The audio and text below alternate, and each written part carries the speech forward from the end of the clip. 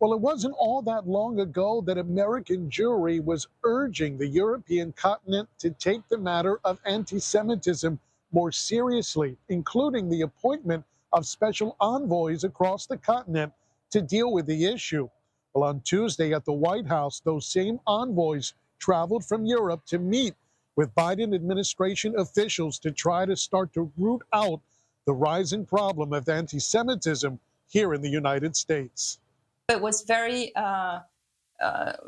good to see how much we are aligned and how great the willingness is really here to make sure that this national action plan against anti-Semitism will be effective, will go into the right directions. I understand they've had a vast listening experience as well.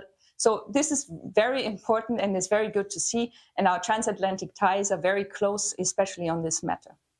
Here on Tuesday at the White House, Biden administration officials meeting behind closed doors with the special envoys dealing with anti-Semitism from the European Commission, Germany, the United Kingdom, the Netherlands, and Norway, as they shared their best practices and lessons learned from abroad in dealing with anti-Semitism and relaying them here to the White House.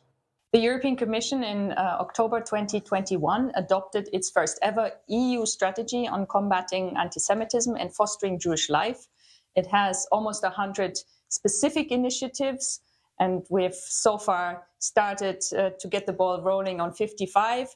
It covers the whole range of anti-Semitism online, education, Holocaust remembrance, security, and really the heart of it is to foster Jewish life, to make sure that Jews in Europe can go about their lives in line with their religious and cultural traditions and also free from fear. So the discussions very much went around these areas. Strategy is to have a clear identification of what anti-Semitism is, a benchmark, which is the international definition, the IRA definition, and getting the Jewish students and the Jewish staff in the middle of things, using them as the interlocutors, and dealing with it inside the university, dealing with it so that it's straightforward.